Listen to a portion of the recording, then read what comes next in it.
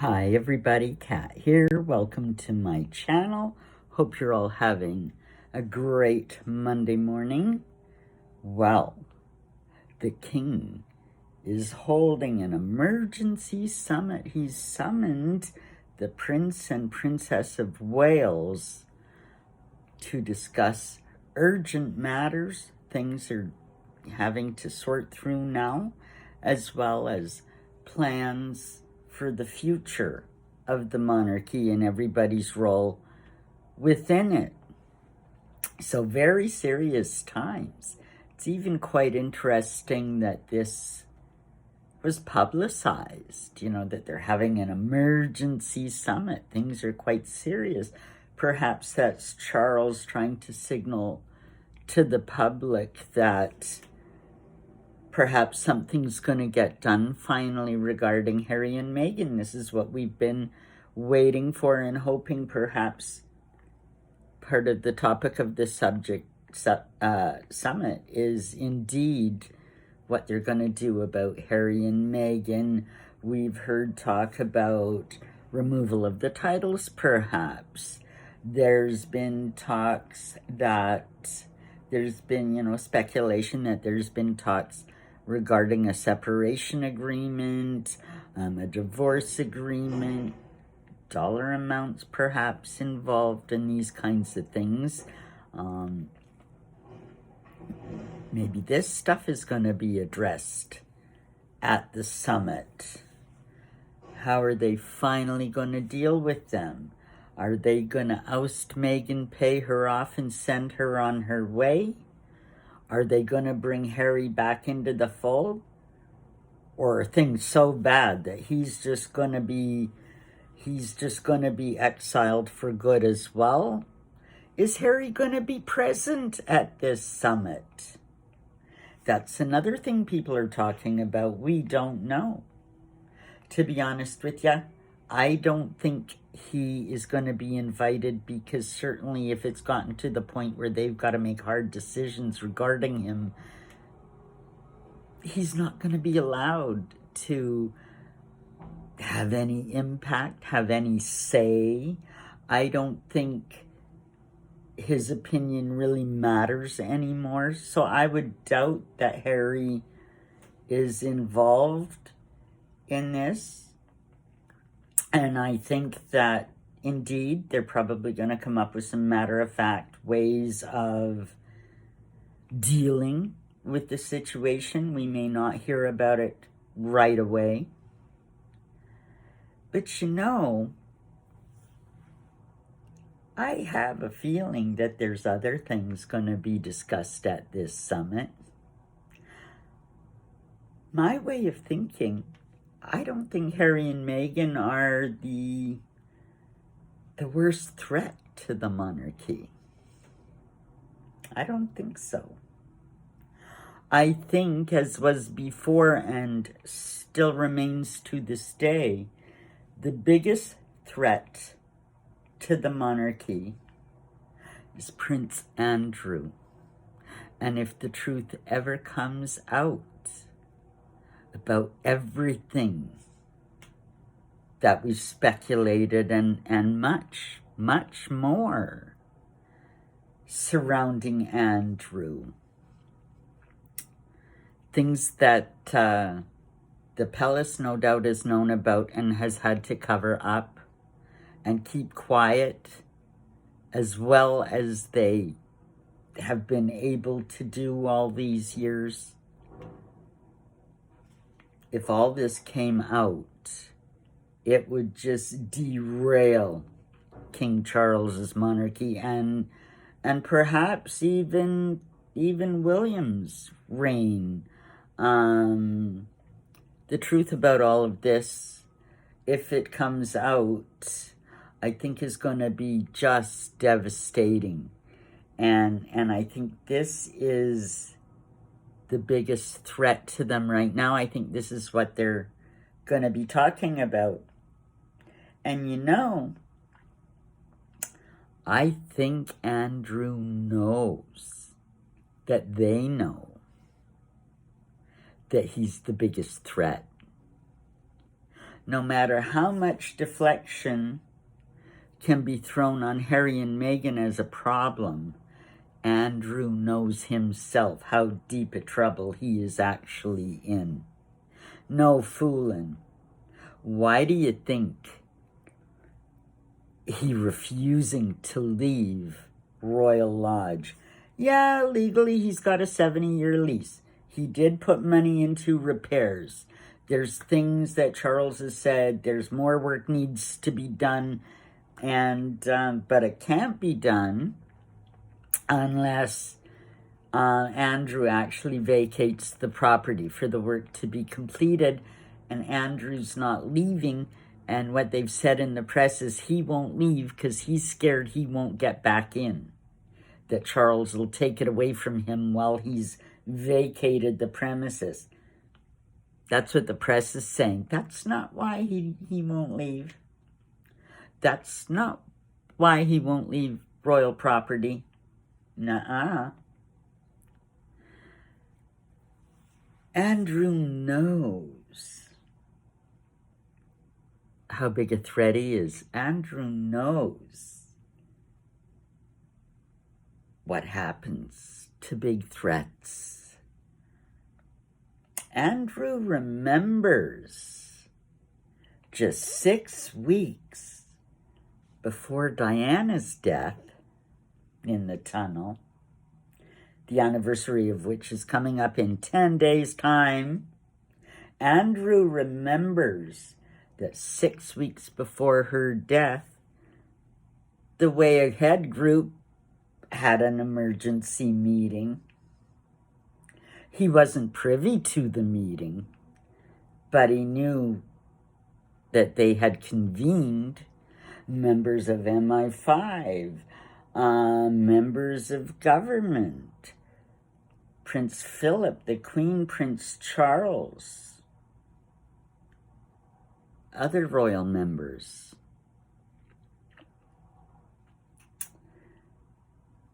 Yep, an emergency meeting, just like this one that's happening now.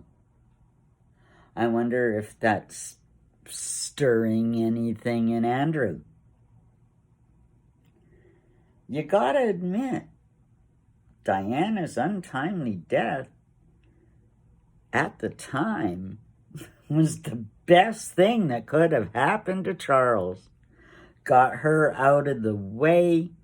There was no more fussing and fighting. Financially, it was done and dusted. Her influence towards the boys was completely cut off.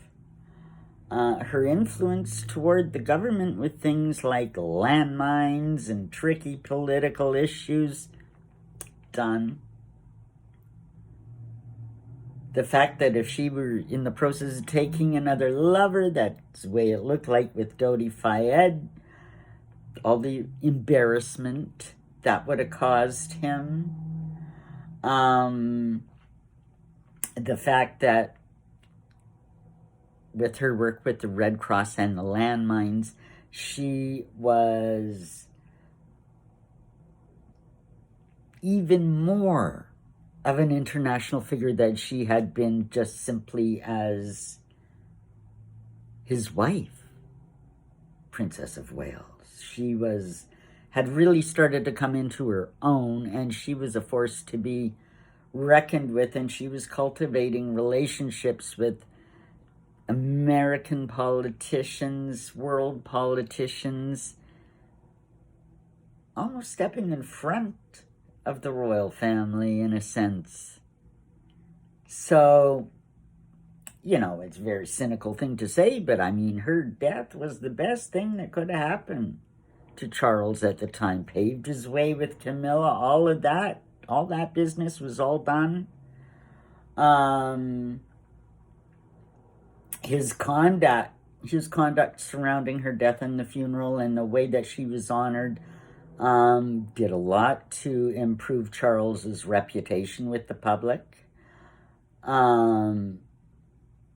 It was not a bad thing. It was not a bad thing. just like now, say, if you just took Andrew out of the picture, I mean, that would solve a lot of problems for Charles right now.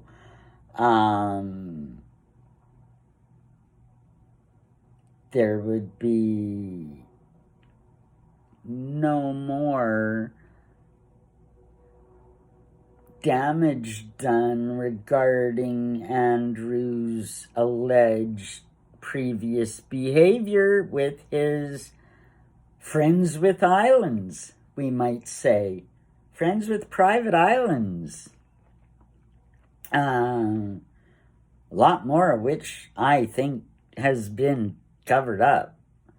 And even this would shut Fergie up. It would get her out of the way in a way that they haven't been able to do for years. Her involvement with the men with islands. We've seen pictures. We heard quotes. That it would shut her up. She'd be completely under control again. It would clear Royal Lodge for whatever future intentions Charles has for the property. It would get rid of a big thorn in his side. And it would shut Meghan up. It would. Oh. I don't think she is of the mind of a lot of people that think that what happened to Diana wasn't purely an accident. But if something were to happen to Andrew, that'd hit pretty close to home. Maybe not to her directly, but you know what? You know who will catch on? Her good friend Marcus Anderson. He'll say, whoa, this is getting close to home. Oh, yeah. Then Meghan would do whatever they said.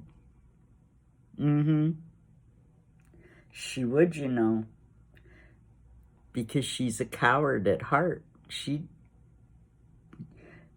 take whatever they were ready to offer her and walk away. So they'd get rid of that problem as well.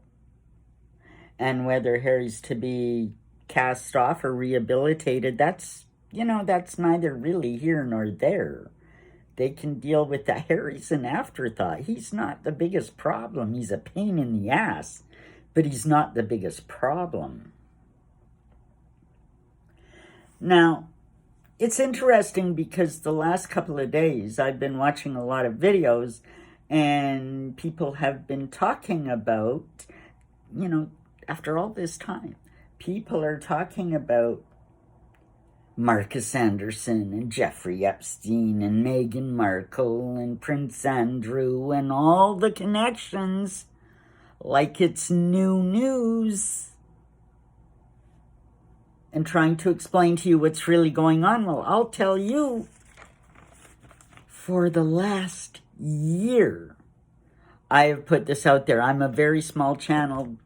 People barely found me, but I'm hoping that it grows, and I'm hoping that what I'm talking about is of interest to people, but I want to tell you, I was talking about this for a long time ago. Go look up my video history. Here's some that you can watch to get an idea of what I'm talking about. Just a few. I mean, watch them all, see what I'm all about. But if you want to know the history between the connections between Meghan Markle, Marcus Anderson, Prince Andrew, and why this is the worst thing that could ever happen to the monarchy, go ahead and watch my videos. Another one, the Soho House connection. Who is Marcus Anderson? And blackmail plot in the palace. Those are just 4. I mean, spread through my other videos. There's information of all this kind of stuff coming to light. I'm not your normal royal family, Meghan bashing kind of channel. I talk about a lot of other things. And, you know, I just want to let you know that, yeah, the reason I'm coming to the conclusions I am today is because of the research I've done over the last year. Things that people are just now starting to put together, I've talked about long ago. Go watch the videos and see for yourself and get up to speed in what's going on. And I guess now all we got to do is wait and see what happens. I mean, I do not wish ill on anybody. I don't. But I also know how these people operate. The people in charge, the elites, the royals, the, you know, the top of the heap kind of people, they have no soul. They don't care who gets in their way or what gets in their way. They have ways of dealing with it, and it's all very matter of fact. I don't wish any ill on Andrew at all, but, you know, he could have a heart attack or get seriously ill or something. I'm not saying that it's going to happen, but let's just say I wouldn't be surprised. I wouldn't be surprised if something befell Andrew, let's put it that way. I guess we just have to wait and see what happens. Like this video if you did. Subscribe, share this video, and leave me a comment. I'd love to know what you're thinking. Have a great day, everybody. Bye-bye now.